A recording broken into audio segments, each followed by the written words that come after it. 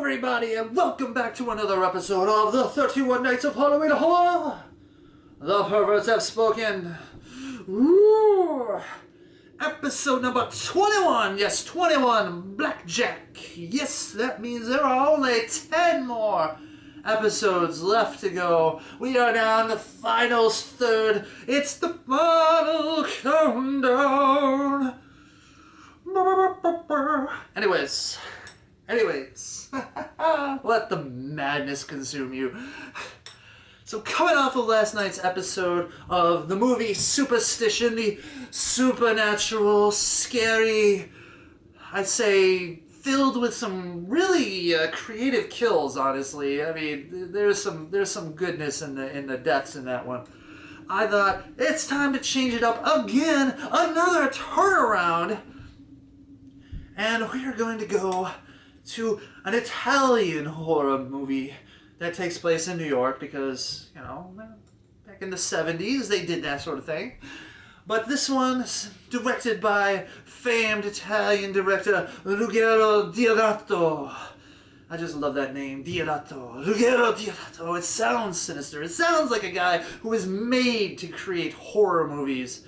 Anyways, this movie is kind of a trick. It has a twist at the end that you kind of don't see coming, but then again it makes a lot of sense. And that movie is House on the Edge of a Park. And it's kind of like movies like I Spit on Your Grave and what is now I gotta think of the other one, The Last House on the Left. Kind of like in that same vein. So you think that this is going to be like one of those home invasion type movies where a group of thugs invades a house and terrorize the occupants. But instead it's quite different. The first thing we know is we see this guy, the main antagonist, and he is basically breaking into someone's car and brutally rapes and murders her. Yeah, easily strangles her while doing the act. So, right off the bat, it is established that this guy is a bad guy. Well, anyways, apparently he works at like some kind of garage. And him and his friend are going to go out for a night of partying, a little boogie-woogie, according to what they say, when this affluent couple drives into the garage with some car trouble. And they're like, oh, you know, please, we'll give you some money if you can see you can fix the car. Well, at first, the guy's like, you know, I want to party, and I don't really have the time to do this. But his friend, which honestly is kind of an okay guy, you know, in a way, when you go through the movie, he's kind of an okay guy. He actually finds the problem and fixes it. It's real simple. And, you know, during the fixing, the guy gets into a conversation with the lady, and they find out that they're going to have this little private party in New Jersey. And he's like, hey, maybe we should go. And you know what? Those guys invite the two strangers from the garage that they've never met before to their party at this house in this secluded place, the house on the edge of the park, which at first, when you think about it, like, that makes absolutely no sense. You guys are morons and probably deserve what you get. Well, maybe not deserve, but, you know, I mean, come on, you shouldn't be surprised if you get two strange people and you invite them to your home. You know, you don't know who they are or what they are capable of. Well, anyway, so they get there and you find out that it seems like this is a party of some rich, affluent, which is, I guess, a synonym, so I don't know why I said that. Redundancy, people, redundancy. Anyways, they seem to be kind of like the swingerish crowd, and they are kind of take a liking to their new guests. And they are doing some dancing, and then they go play some poker, but these guys are cheaters. They're cheating the one guy out of his money. Well, the one lady that was in the car plays a little tease with the rapist murderer guy. I can't believe I can't really remember their names. I'm sorry. I know the one guy's Ricky, and he's the guy who's kind of all right. Anyways, you know, she she goes up and she's like, I'm gonna go take a shower, and he goes up and he's seeing her washing and stuff like that, and they have this little like playful thing, and like he gets naked, gets into the shower, and right before the good stuff, she just leaves. He's like, what you doing? I'll wash your braid out, you know, kind of a tease, kind of a playful tease, but still a tease, and knowing that guy, that's just gonna set him off. Well, anyways, he figures that these rich people are just fucking with them. He's just screwing with them for their own kicks, and he decides, well, that's it, man. I'm turning the tables, and it's time to screw with these bastards to get my own kicks. So he pulls out his knife and begins the whole rapey terrorism that you were expecting when you read the synopsis on the back of the DVD or the IMDb page or whatever. So that's what you kind of have. You kind of have this sort of, it's not really a home invasion since they were invited in, but the tables turn on the rich snobs. And honestly, during the movie, you're kind of like going, like, you know, are we supposed to be feeling sorry for these people? Because they did kind of invite these people in their home and teased them, messed with them, stole from them, basically, because you were cheating at the game. And, yeah, I mean, that's kind of a dangerous game to play with some strangers. But at the end of the movie, you realize, with the final twist reveal, that the movie is kind of brilliant in this way. And that the things that sort of don't make sense kind of actually do make sense. And it really was a dangerous game being played there. And honestly, because of it, and I guess you could consider this somewhat spoilerish, but saying that there's a twist and things like that. But I'm not going to give it away because honestly, it's while you're watching it, you're just kind of like, wow, what is going on? And at the end, it's actually rather satisfying, and you get this sense of like, this is actually kind of brilliant. So the movie itself, not like too gory. I mean, there's a lot of cutting with the razor, which honestly is for me, I find that kind of stuff effective because I've been cut before several hundred times. My job alone, I get my hands get kind of messed up with some of the things. So I always get that feel when it happens. Like, yeah, I get that. So those type of things, not like so much the stabbing, but the actual just like going like that, man.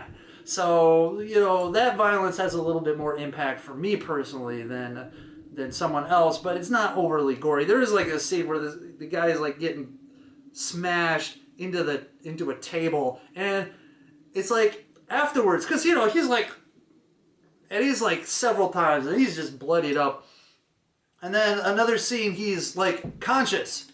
And it's like, dude, you're alive, let alone conscious? I would think you would be like long gone after that. But anyway, so like not too gory, but I would still give it some pretty ups on the violence there. And of course the whole sexual violence that's going on. And really, I mean, the movie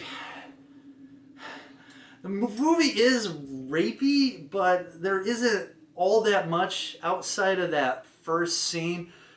There's like a couple attempted ones. I mean, it's really weird because the way like Deodato does it, he's got the music playing, and it's so not. It's like it so doesn't fit the tone of what's going on, and that kind of thing like sort of jars you a little bit, and in a ways is quite good. And I know Italian directors kind of do a lot of interesting things with music, and I know, like, you know, sometimes it's not the director, but the someone else in charge of the music. But you know, I think they kind of handpick who they're going to have do the music because they want to kind of create that sort of it's a weird dichotomy where it's kind of like this little la, la, la, la, la. You know, it's really really kind of messed up.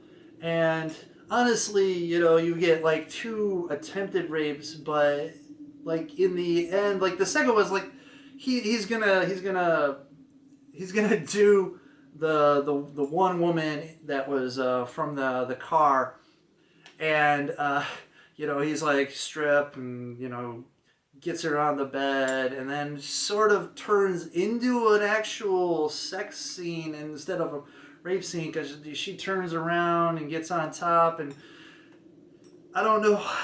I mean, at the time when you're watching, it's like, what's going on? Why isn't she putting up a struggle more? You know, and like, you know.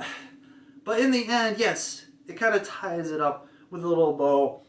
And honestly, just the fact that the ending is such a turn and is powerful, I thought really, makes the film. And in a way, you've got victims, but you don't have victims. I mean, honestly, the only real victim is that one blonde girl who shows up toward the end.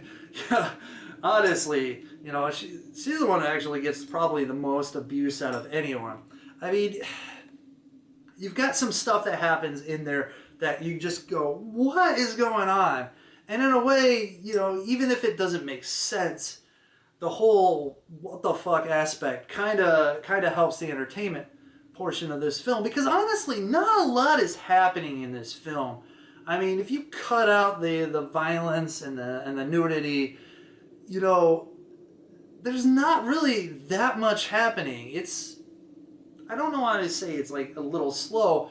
I mean, the movie is like around an hour and a half minutes long, but it doesn't feel slow, but when you think about it, not too much outside of of those acts is actually happening in this film. But in a way, I guess you fill the time with a lot of exploitative elements just to actually get some entertainment out of it. But honestly, up to the end, I'm going like, God, this movie just I don't know what to make of it. And then the ending hits you, and you're like, okay, it's kind of brilliant. So I'm honestly going to give it a 4 out of 5, just on the strength of the ending.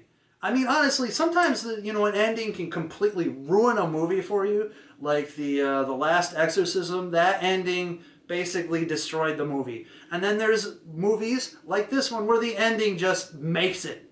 It makes it. The ending, without the ending, the movie is just nothing. I mean, if they did a different ending, no, the movie wouldn't have been as good. But this one, I just thought, hey man, this actually is kind of freaking brilliant. So there you have it.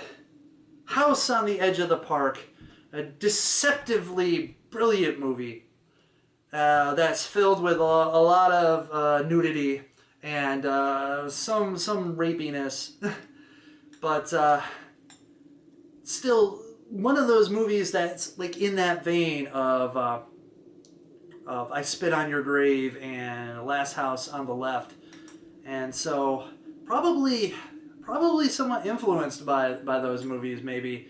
I'm thinking, because I think this is, what, 79, I think? Anyways, but that's it. There you go, episode 21, done. And, man, let's see what we can do for the final haul. Maybe, I've really missed, the supernatural, or not supernatural, superstition. Gotta have some gore, but I really haven't gotten to one that has been really just nasty, disgusting in the gore factor. Maybe I gotta like look for one of those to do in the last half, or the last third here of the 31 Nights of Halloween Horror. I don't know. I mean, tell me what you think. Do you think I should go for something like a super splattery, or should I go for something that's still kind of in the perversion territory? Or maybe something more cheesy? I don't know, man. Leave a comment, people! I know, I might get one comment on this. I don't know if anyone's going to be here toward the end anyways. But until next time, you guys stay scary and